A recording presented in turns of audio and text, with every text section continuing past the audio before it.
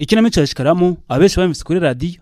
Gusa ariko mu kiganiro mbere yanze cy'uyu munsi tugiye kurebera hamwe intambara ya Shikaramu, impamvu yamenyekanye kuri rizina, uko yateguwe n'ibindi bijyanye n'intambara ya Shikaramu byose. Gitiye kubana mu kiganiro mbere yanze cya none nitwa Ajabu Manashibye Kusenge. Mbaye ikaze. Intambara ya Shikaramu ni imwe mu zizwe cyane muri Repubulika ya Demokarasi ya Kongo, by'akarusho ikamenywa n'Abanyarwanda kuko u Rwanda rwavuzwamo kenshi mu myaka y'1960. Ariko ubwo yatangiraga intambara Abanyarwanda bamateje Shikaramu. Harabumvise mu kinamico kuri Radio Rwanda bakagira ngo igitekerezo cyangwa umugani, ariko Shikaramu yabayeho. Shikaramu avuze mu 1929 ubwo afite imyaka 18 yoherejwe muri Kongo, yari koronejwe n'igihugu cy'Ububirigi. Muri Kongo yarashinzwe kugenzura abinzi b'Abanyekongo. Ubwo Kongo yabonaga ubwigenge mu 1960, icyo gihugu cyatangiye kwinjira ibibazo n'imvururu zikarushaho gukomera ubwo Patrice Lumumba wari minisitiri w'intebe yicwaga. Bikavuga ko hari imitwe ikomeje kwihorera ku buyobozi bwamwivuganye. Muri iyo myaka nibwo Shikaramu yaretse ibyo kuyobora abahinzi, yinjira mu rugamba abiberanye cyamba zasabwa ko intara ya Katanga yabona ubwigenge bityo ikaba igihugu cyigenga. Bivuga yuko abenshi mu bahinzi bamuyobotse kuko bafataga neza cyane. Bibabaye nk'abo bigeraho hagati y'umwaka w'1961 n'1963. Katanga yita leta yigenga iyo yitwaga Moise Kapende Tombe. Ubutegetsi bwa Kongo butivuga ko igihugu gicikamo ibice, cyane ko Katanga yentare ifite ubukungu bwinshi muri icyo gihugu. Yakoze ibishoboka byose rwa nyeshyamba zo muri Katanga kugeza ubwo Tombe yatsindwaga agasubira mu nyeshyamba ze. Nyeshyamba by'umwihariko zarezowe na Patrice Mulele uhoze ari inkoramutima ya Lumumba.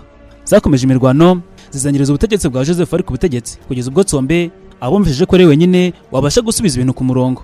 Baramwemereye mu 1964 aragaruka minisitiri w'intebe, ariko birangira bibaye by'ubusa. Yongera gongo mu mwaka wa 1965 mbere ko Mbutere ku butegetsi bwa Joseph Kasuvubu mu mwaka wa 1965. Yitaba gisoza amasezerano ya Maîtresse Timoena la politique de France du Rwanda mu 1960 n'1981 kivuga ko ubwo General Mobutu Desire amaze gufata ubutegetsi binyuze muri coup d'etat, intego y'nyamukuru yabaga kujya guhashya imitwe yitwaje intwaro, by'umwihariko yashakaga kwigarura intara ya Katanga. Igitabo kivuga ko Ubufaransa n'Urugi byashaka kwinjira mu ntara ya Katanga cyane, ari nako yakoreshaga imbaraga zose zabaga ziri mu gisirikare n'iza politike kugira ngo bahagire ijambo. Ibihugu byombi byifashije Moise Tsombe ari nawe wari yabayifuza gufata intara ya Katanga, mu gihe ku rundi ruhande Leta Zunze Ubumwe za Amerika zari zishyigikiye leta ya Mobutu ko igihugu cyakiramwe n'igicikamo ibice mu 1967. Moise Tsombe byatangiye guhihwiswa ko ashaka kugaruka muri Kongo muri Kamena uwo mwaka. Icyo gihe inyeshyamba zashimbutse n'iryo yarimo ajyanywe muri Algeria, ashyirwa mu nzu acungiye umutekano. Kongo yasabye ko Moise Tsombe yoherezwa akabonesherezwa ikishazo ku byaha by'ubugambanyi, ariko Algeria irabyanga. Muri Kongo Tsombe yakatiwe urwo gupfa ariko adahari. Muri Nyakanga Shikaramu wari ukiri muri Kongo y'uwo imirwano hamwe n'inyeshyamba ze zari zaganze mu bacacu b'Abafaransa bayobowe nabo mu Benadi n'Ababiligi, Abanyaportugale ndetse n'abahoze ari abazandume muri Katanga barwanya abashaka gukuraho ubutegetsi bwa Mobutu. Bataye Rwanda muri Kisangani yitwa Stanleyville bakomereza Bukavu, utwo duce twose baratwigarurira. Mobutu yashakishije ubufasha yose ngo Shikaramu atamufatana igihugu. Urugero, Telegram Minisitiri w'Ububanyi n'Amahanga ya Amerika yandikiye Ambasaderi wayo w'Ububirigi ku itariki 22 Kamena 1967 igira iti turizera ko igihe kigeze ngo guverinoma y'Ububirigi itanga itangazo itangaza ko igiye guverinoma ya Kongo yamaganye kwivumbagatanya gushyikiwe n'abacanshuro kandi igaragaza icyizere no guhosha imvururu mu mahoro. Ni itangazo rikwiye kuba ari icyizere mu Mobutu, ariko burira Shikaramu ko atazashyigikirwa n'ubuyobozi bw'Ububirigi. Rikwiye kuba kandi rikangara cyangwa rishyira ku gitutu itangazamakuru ry'Ububirigi rishyigikiye Shikaramu kuko bibaza Mobutu. Imirwano yarakomeje ariko muri Nyakanga 1967 yagezeho gushyira inyeshyamba za Shikaramu, dore ko abasirikare b'abanyamahanga batenegaje na 20 n'abanyagatanga basaga 600. Shikaramu yatangiye gusaba imishyikirano abinyujije ku nshuti yitwaga Moteps. Inyandiko z'amahanga za Amerika zashyizwe hanze NSA zigaragaza ko Telegram yavuye Bukavu tariki 9 Kamena 1967 ivuga ko Moteps yabaye ikiza cyo kuzahuza na Shikaramu agacisha makeya, ariko bakanza kumwemerera icyo basaba. Ibyo Shikaramu yasabaga Mobutu yari kwemererwa kunyura mu Rwanda bakarekeza mu Burayi, ndetse no kwemerera ko inyeshyamba za Katanga zihaguma nta muntu uzikozeho cyangwa akazivuga nabi cyangwa se zikemererwa guhunga. Moteps yabwiye Abanyamerika ko nibitagenda bityo Shikaramu afite ubushobozi bwo guteza akaduruvayo mu burasirazuba bwa Kongo. Tariki 22 Kamena 1967 Shikaramu yemeye gusinya inyandiko kuba yahunga agahunga aciye mu Rwanda we n'ingabo ze, dore ko mbere yose bose bari Bukavu hafi y'u Rwanda. Yegari Kayibanda yabanje kwangiza inyeshyamba, ariko witwaga Mutembuzi wari umuhuza yaje kuvuga yuko bisubiyeho. Shikaramu n'ingabo zamaze guhungira mu Rwanda, Mobutu umutima wakomeje kumurya asaba ko izo nyeshyamba zakorerwa Kinshasa zikaburanishwa. Igitero cya Timoena kivuga ko Mobutu yemeye kuberera Abanyakatanga bari barafatanije na Shikaramu ndetse bemera gusubira mu gihugu cyabo, ariko rero yuko atazatuza adaha abanyamahanga barimo Shikaramu bakaboneshwa guteza akavuye muri Kongo. Tariki 24 1967 Minisitiri w'Ububanyi n'Amahanga w'Ubufaransa na guverinoma y'u Rwanda basabye kureza muri Kongo izo nyeshyamba y'umweka bafite inkomoko mu Faransa. yarakaje mu bataza gucana umubano n'u Rwanda. Umusirikare w'Ububiligi wageze ashaka gutera Repubulika ya Demokarasi ya Kongo nta undi ni Jacques Kalam, wamenyekanye cyane ku izina rya Colonel Jacques Kalam mu rurimi rukunda gukoreshwa n'abantu benshi bo mu karere ndetse bigatuma n'intambara imwitirirwa. Jacques Kalam yavukiye mu 1929 nk'uko twakomeje kubigarukaho. Yaje kwimukira muri Kongo mu gihe cy'ubukoloni mu mwaka wa 1950 nk'umuhinzi w'ibisheke n'ubucuruzi. Nyuma yo kwinjira mu gisirikare nk'umusirikare w'umucashuro, yabeshi muri Kongo bise umusirikare w'inkoramaraso uhembwa amafaranga utari uwa leta. Yari afite uruhare runini mu guhungabanya ibikorwa by'ubutegetsi bwa Kongo nyuma y'ubwigenge bwa Kongo nyuma y'1960. Mu 1967 Jacques Kalam yateje intambara izwi ku izina ry'intambara ya Shkalam, igihe we n'abandi bacashuro barenga igihumbi barwanaga na leta ya Mobutu Sese Seko bashaka kuyikuraho. Icyo gihe bamaze gutsindwa ku rugambi Bukavu bahungiye mu Rwanda. Intambara yayoboraga yaragamije gukura ubutegetsi bwa Mobutu agashyira umunyapolitiki Moise Tsombe wari warahunze igihugu. Izina Shkalam ryaturutse ku izina Shkalam. Abaturage b'Abanyafurika batabasha kurivuga neza bakavuga ko ari intambara Shkalam, bakavuga ko ari Shkalam mu Kinyarwanda nk'uko tubivuze. Bivuga ko iyi ariyo mpamvu intambara yiswe intambara ya Shkalam.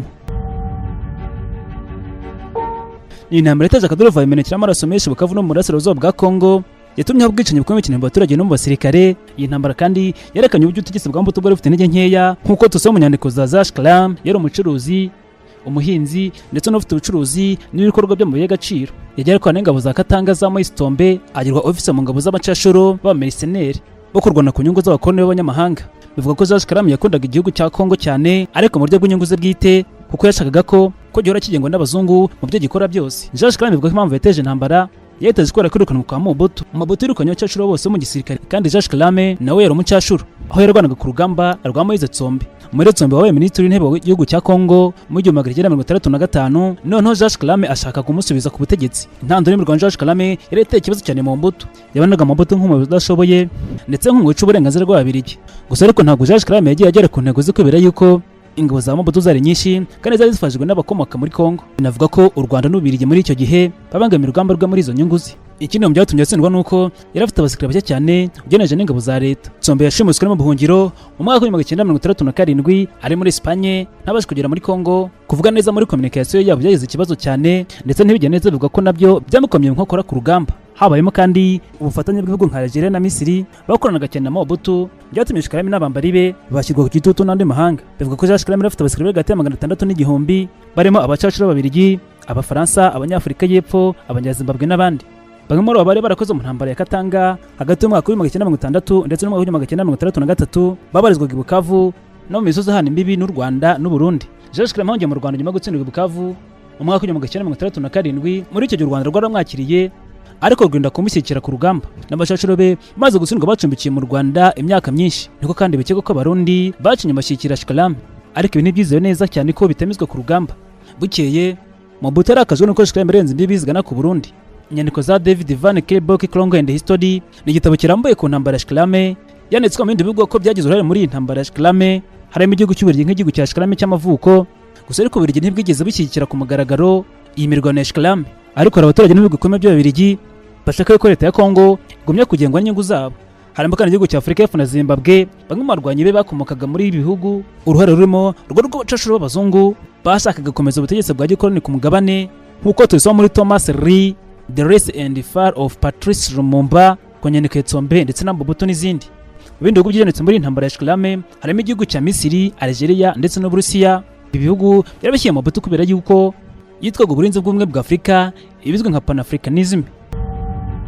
Ibi byatumye ku rwego mpuzamahanga intambara ihinduka ikibazo cy'ubwirinzi bw'ubusugire bwa Afurika. Inyungu y'ibihugu byabaga ku butaka bwa Kongo ziratandukanye. U Rwanda rwakiriye impunzi z'abaturage b'Abanyekongo kuko batangiye guhungira mu Rwanda. Bivuga yuko Mobutu intambara imufashe kwiyubakira isura nk'ubusugire bw'Abanyekongo mu buryo bwe. Ibihugu by'abahanga nk'Ububiligi nabyo byashoboye gutsinda, bikomeza kugira ijambo ku bucuruzi bw'Abanyekongo binyuze ku bucuruzi bw'amasezerano. Amaherezo Jacques Kalam yongeye mu Rwanda mu 1967 nyuma yimukira mu Bubiligi. Jacques Kalam yapfuye mu 1988 aguye mu gihugu cye cy'Ububiligi. Yaretse igitabo cy'ubuhamya cyitwa Le Bataillon Léopard, kirimo amateka y'urugamba rwe kuko byanditswe n'inyandiko nka UN muri icyo gihe, raporo zaswe ku mutekano w'akarere na Archive de Centrafrique na Journal de l'Officier du Zaïre, ingabo za FNLC cyangwa se Front National de Liberation du Congo.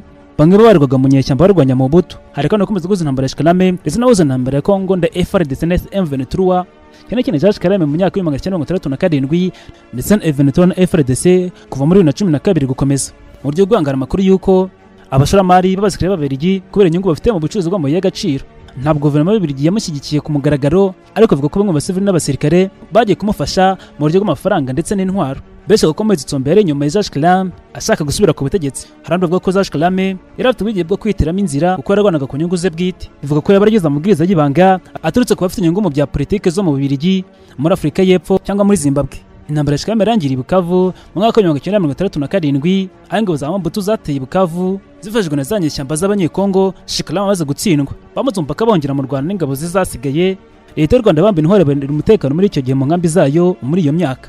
Abaturage barirwa mu bihumbi barishwe i Bukavu, Kivu no mu nkengero zaho. Abasirikare ba leta ANC abenshi barishwe, ariko ibi ntibisobanurwa neza. Abacecuru ba Kalam bari hagati y'ijana ndetse na 300 barishwe. Iyi ntambara ivuga ko yaje kongera imvururu muri Kongo, gutuma uburasirazuba bw'igihugu bwinjira nyuma y'inyeshyamba n'inshuro nyinshi, kandi yagize uruhare mu gusenya isura y'abanyekongo, tutibagiwe kubura amahoro y'akarere y'ibiyaga bigari.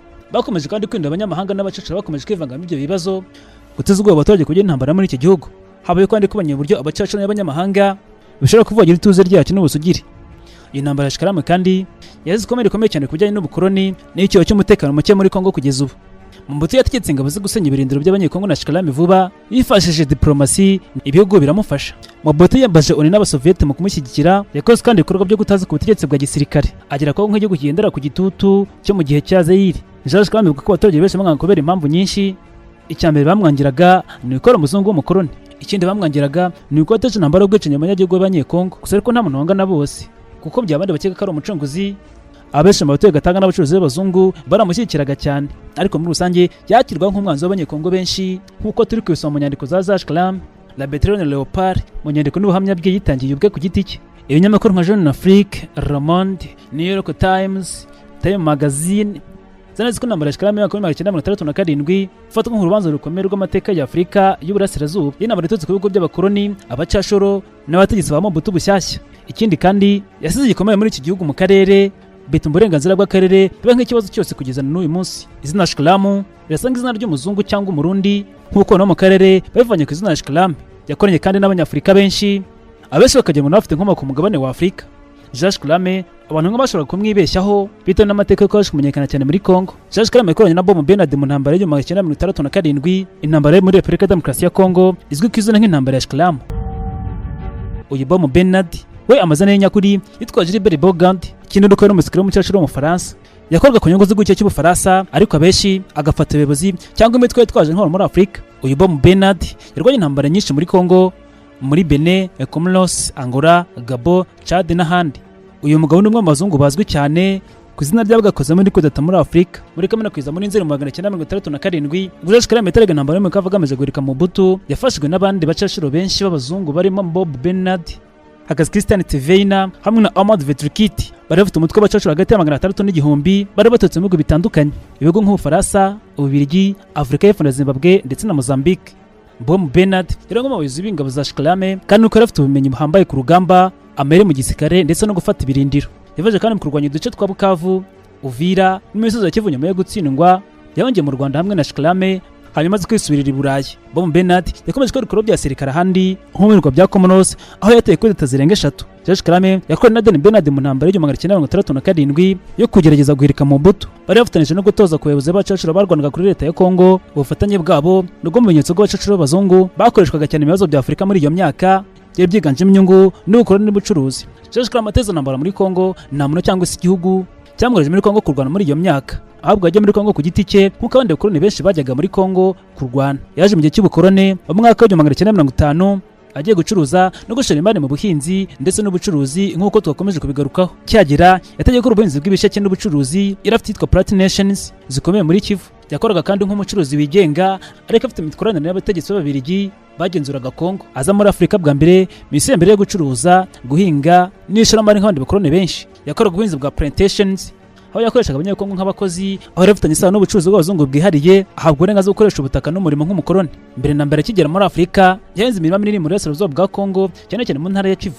Ikindi twavuga ahangaha nuko yagera imikoranire hafi n'ingabo z'Ububiligi zari muri Kongo, yatangiye kwinjira mu bikorwa bya gisirikare. Intambara za nyuma y'ubwigenge yatangiye mu 1960. Bivuga ko nyamukuru kwanga ubutegetsi bwa Mobutu Sese Seko warafashe ubutegetsi binyuze muri kote y'umwaka wa 1965. Jacques Kalam yifuzaga gusubiza ku butegetsi Moise Tombe, wewe namugiriye icyizere mu bikorwa bya gisirikare. Mobutu yirukanye abacecuru b'abazungu bose barimo na Shikalame. Igitekerezo cy'intambara cyakomotse ku bucuti bwa Shikalame na Tombe hamwe n'inyungu z'ubukoloni ndetse n'abashoramari b'abazungu. Abacuruzi n'abakoloni no mu Bubiligi ntibafashaga Mobutu kuko bonaga azagabanya uburenganzira bwabo. Hari kandi igitekerezo cy'uko Kongo igomba gukorwa n'abantu bayizi. Ibi byavugaga yuko abazungu bari muri icyo gihugu. Shikalame yarengeye ubucuruzi bw'abacashorobe mu mwaka wa 1960 ndetse no mu mwaka wa 1963. Mu bindi Shikalame yashakaga gushyigikirwa na Tombe wari mu gihugu cya Espagne, agashaka kandi kwigaragaza nk'ukorera inyungu z'abaturage, ashaka kwerekana yuko Mobutu atoteza abaturage. Yashatse kandi gushwanya n'ibihugu by'abanyamahanga bibangamiye na Mobutu nk'Ubufaransa n'Ababiligi hamwe. Shikalame yari umuzungu ukomeye muri Kongo, yaramenyere ku rugamba rwa Katanga, Simba na Liberion. Mu bindi nuko arazwi cyane mu mirwano, yarafite kandi ubunararibonye n'abantu bamwizeraga. Shikalame kandi aranze n'umutwe w'intagondwa mu burasirazuba bwa Kongo mu bacashuro barwanyaga Mobutu. Ububiligi ntabwo bwaje abasirikare muri Kongo icyo gihe mu kurwana, ariko abasirikare n'abacashuro b'Ababiligi bari bashyigikiye mu buryo bw'ibanga nka Shikalame. Ububiligi nibwo bari bucyumvikana kimwe nk'igihugu ko bamwe bashyigikiraga Mobutu, abandi bagashyigikira Tombe ndetse na Shikalame mu ntambara barwanaga. Mu gihe intambara ya Shikalame abanyekongo babaga bari mu bukene, akaduruvayo n'intambara. Urasirazuba bw'igihugu nka Bukavu na Uvira bwari birimo abarwanyi, guhunga ndetse n'umutekano muke. Muri icyo gihe leta ya Mobutu yari ikiri ku butegetsi ifite intege nkeya mu kwigarurira ibice byose by'igihugu. Ku bijyanye n'inyungu bivuga mu rugamba rwa Repubulika ya Demokarasi ya Kongo, habaye kwizera intambara ya Shikalame, abaturage bapfiriye ku rugamba muri iyi ntambara. Mobutu yakaje ubutegetsi ndetse yongera imvururu, guseruka abanyungu y'abaturage cyane. Gutsinda abacecuru byari itsinze ari ku rugamba ya politike, kwiyongeraho kuvuga bwo kudatekana mu gihugu, kugaragaza yuko Kongo ishobora kwihorera. Inyungu nyinshi zakoreshejwe zirutuza abaturage nk'uko inyandiko nyinshi zabyanditse, harimo nk'inyandiko y'amateka David Van K. Block n'igitabo kirambuye ku mateka ya Kongo, harimo n'igice gikomeye ku ntambara ya Shikalame. Martin Mardif yanditse igitabo yise State of Africa, igitabo kivuga ku bibazo na politike by'ubukoloni bwa Afurika. Inyandiko isobanura ibibazo byishingiye ku mateka y'ubukoloni, inyungu z'abikorera n'imitegekere y'isi n'abasirikare n'inyungu muri Afurika hagati cyane cyane mu kinyejana cya 20. Shikalame afite ipeti ya koloneli, ariko ntabwo ari kurema ingabo z'Ububiligi, ariko ntiyari umwe mu basirikare bakomeye cyangwa inararibonye mu gihugu cyabo cy'Ububiligi, ariko ntiyamaze igihe kinini mu ngabo z'igihugu. Ariko nyuma yo kwerekeza muri Kongo mu 1950 nk'umucashuro wigenga, afite imishinga y'ubuhinzi yitaga plantation muri burasirazuba bwa Kongo. Shikalame kandi ntabwo aje muri Kongo nk'umucashuro, ahubwo mu ntangiriro yaje nk'umushoramari nk'uko twakomeje kugaruka muri iki kiganiro. Ku ikubitiro Shikalame yashimanye ibijyanye n'ubuhinzi bw'ibisheke, ikawa n'icyayi ndetse n'ubworozi. Yabaye umukoloni ukomeye kandi abakoloni benshi bamwiyumvagamo. Yari afite imitungo ndetse n'imikoranire hafi y'abategetsi b'Ababiligi bari muri icyo gihugu cya Kongo muri icyo gihe. Nyuma y'ubwigenge bwa Kongo mu 1960 nibwo Shikalame yatangiye kwitwara nk'umucashuro, yagiye kurwana ku rugamba rw'ingabo za Katanga zayoborwaga na Moise Tombe. Yabaye umuyobozi w'abacashuro mu ntara ya session ya Katanga muri Liberation y'Isimba cyane cyane mu mwaka wa 1967. Shikalame yongeye kugaruka ku rugamba ubwo yateraga Bukavu ashaka guhirika Mobutu. Icyatumye adakurikiranwa n'Ububiligi nk'igihugu cye cy'amavuko bishingiye ku ngingo zigera kuri enye, harimo ko bari kureka ku giti cye kuko Shikalame yari umusirikare uvuye mu ngabo z'Ububiligi, ntabwo yakoraga nk'umucashuro wigenga, akaba kandi byari byemewe n'amategeko kuko nk'umucashuro mu gihugu cy'amahanga. Ikindi ntabwo yari afite ordre de mission cyangwa urupapuro rw'inzira rwamuvanaga mu Bubiligi rumugera mu bindi bihugu. Ububiligi bwari bwarazaje muri Kongo ko muri iyo myaka zerekana ko hari Ababiligi bamwe bari bagashyigikira Shikalame cyangwa se Tombe mu ibangamirwano barwarwaga muri icyo gihe. Ikindi nuko leta y'Ububiligi itigeze ishaka kwivanga ku mugaragaro kuko byari byaratangiye gusenya isura ye nk'umukoloni. Bamwe bayobozi b'Ababiligi bacecetse nkana ntibamukurikirana. Niko kandi nta mategeko mpuzamahanga yavugaga yuko icyo ngicyo ari icyaha. Mu ngabo z'Ububiligi umuntu wese ashobora kuvamo uko ashaka akigendera. Ubucashuro ntabwo bwari nk'icyaha mpuzamahanga. Amasezerano mpuzamahanga abuza umucashuro nka UN Mercenary Convention yaje nyuma y'imyaka 1988. Umunyapolitiki ushyigikiwe ntabwo yagombaga gutabwa muri yombi muri iyo myaka. Shikalame yarashyigikiwe na Moise Tombe wabaye minisitiri w'intebe ya Kongo. Yari afite ingabo z'inararibonye z'Abafaransa, Ababiligi ndetse n'Abanyamerika bamwe. Ufatwa ko byari gutuma havumburwa ibanga ry'uko ibihugu byinshi bifite uruhare mu kavuyo kari kubera muri Kongo muri iyo myaka ndetse no muri iyo ntambara. Mu kurwanya intambara nibwo yitiriwe Shikalame, kugeza na n'ubu ikaba yitwa intambara ya Shikalame. Ibindi bivugwa mu kubirya butaramukurikiranye bashakaga kwikora mu kibazo kandi ntibashaka yuko Shikalame itongera gukora mu nkokora umubano w'Ababiligi na Mobutu. Gutinya ko abacashuro bavumbura iryo banga banze gushyigikirwa na bamwe mu bayobozi ba Brazzaville. Mu gusobanura uburyo Shikalame yateje intambara muri Kongo mu mwaka wa 1967, reka twibashe inyandiko za Al Jazeera n'izindi nyandiko zitandukanye zanditse kuri Shikalame. Nyuma y'ubwigenge bwa Kongo mu mwaka wa 1960 yaje gusubira mu bikorwa bya gisirikare nk'umucashuro wigenga, ariko bitari mu buryo busanzwe busubira mu ngabo zemewe z'igihugu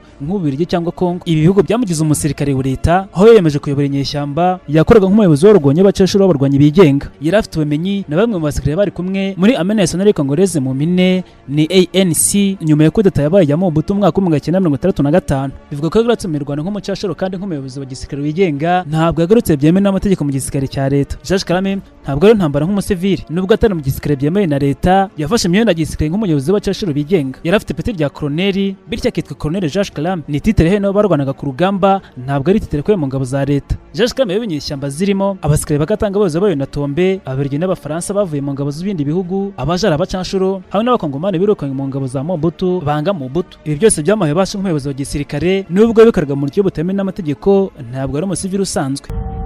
Impamvu ivuga ko ariwe wateje intambara ya Shikalamu, yagize uruhare rutaziguye mu gutegura intambara ndetse no gushyira mu bikorwa mu gutangiza igitero ku butegetsi bwa Mobutu. Yateye mu gihugu kavuga gatari cya 5 Kanama 1965, afata ibice binini byawo. Yawe intambara nk'umuyobozi mukuru w'abancashuro, afatanyije n'abasirikare birukanye mu gisirikare cya leta, abacashuro b'abene gihugu n'ibindi bihugu by'i Burayi. Impamvu intambara ivuga ko imwitirirwa nyirizina ni ukubera yuko ari we wa mbere wayiteguye ndetse no kore umuyobozi wayo w'intambara. Niwe wari ku butaka bwa Kongo yobe igitero nyamukuru, yari afite izina rikomeye muri operation ya Mobutu muri icyo gihe. Shikalamu yagarutse mu gisirikare nk'umucashuro wigenga, ayoboye urugamba nk'umusirikare w'inyeshyamba. Georges Kalam yavuye mu ngabo z'Ububirigi aza mu mirwano ya Kongo nk'umucashuro. Uyu mugabo yakoreye umuryango w'abakoloni n'abakire, nyuma za kwinjira mu ngabo z'Ububirigi zitwaga Force Aimée Belge. Amakuru aravuga ko yize amasomo y'igisirikare kandi yaje no gukomeza muri Force Publique igihe cy'abakoloni yakoraga n'Ababiligi muri Kongo muri icyo gihe. Epic History of People by David Van igaragaza amateka ya Kongo yuko harimo intambara ya Shikalamu na Georges Kalam. Georges Kalam ntabwo yakurikiranywe ku rugamba ava mu ngabo z'Ububirigi, ahubwo yasaze ku bushake bwe ubwo yari atangiye kubona ko nta nyungu agifite mu gisirikare cy'igihugu cyari cyakomeje gukataza ku ngoma y'ubukoloni. Mu 1959 cyangwa se imbere yaho gatoya, arasezera mu ngabo, yinjira mu bucuruzi bw'ibisheke n'urumogi muri Kivu, ajya muri ako gace aba umukoloni uciriritse ariko ufite imirimo. Georges Kalam yasanzwe atuye muri Burasirazuba bwa Kongo mu ntara ya Kivu mbere y'ubwigenge bwa Kongo. Ubwo Kongo yabanaga ubwigenge mu 1960, Georges Kalam n'abakoloni b'Ababiligi bari baraje muri politike nshya ya Patrice Lumumba. Yanze kuva muri Kongo, ahita afatanya n'abashaka gusubiza ubutegetsi mu maboko y'abakoloni, cyane cyane nyuma yo gufungwa kwa Moise Tsombi. Muri ibyo bihe Georges Kalam yaje kwinjira mu itsinda ry'abacashuro, ahuza imbaraga n'abarwanyaga Mobutu. Georges Kalam yise koloneli, atangira gutoza nayo kubura umutwe w'inyeshyamba. Yinjiye mu bikorwa bya gisirikare mu buryo bwigenga, ariko ntabwo yigeze asubira mu ngabo za leta. Nubwo rero baragwanyi bari bafite intwaro ziremereye, kuko tsoma nyandiko zitandukanye zanditswe na mercenaries, nyandiko bise The Men Who Fight From The Profit From The Congo to The Philippines by Guy Onardo, itanga ibisobanuro kuri Shikalamu n'abandi bacashuro. Itegeko ryigenga ry'Ububirigi ryari rishingiye kuri code ya Defense Belge, ryemereraga abasirikare gusoza igihe cyabo cy'amasezerano bizwi nka kotara cyangwa se ubwumvikane bw'amasezerano, cyangwa se gusesa amasezerano ku bushake niba nta mpamvu zihutirwa zibanga cyangwa se intambara zibahuza.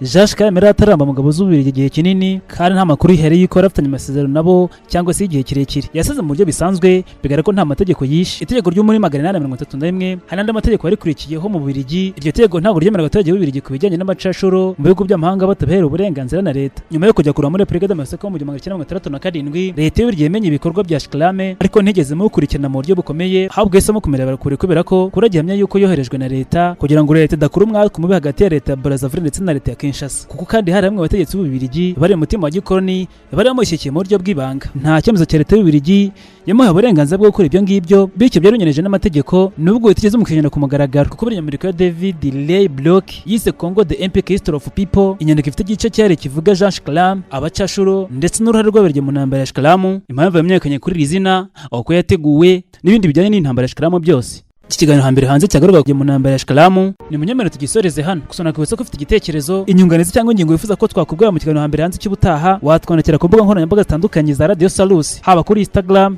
X yitwa Twitter, Facebook, cyangwa ku mbuga nkoranyambaga zanjye zitandukanye, hose nitwa Ajabu Marashi. Gusa nanone nakwibutsa ko ikiganiro hambere hanze mu gikurikiye kuri Radio Salus, mbere wa mbere saa 3 za mu gitondo na buri wa gatatu saa 3 z'umugoroba ku 97.0 ndetse na 104.9 FM. Gitwari kumwe mu kiganiro hambere hanze cy'uyu munsi, nitwa Ajabu Marashi. Byukusenge, Imana ibarinde. Imboni TV, imboni ya rubanda.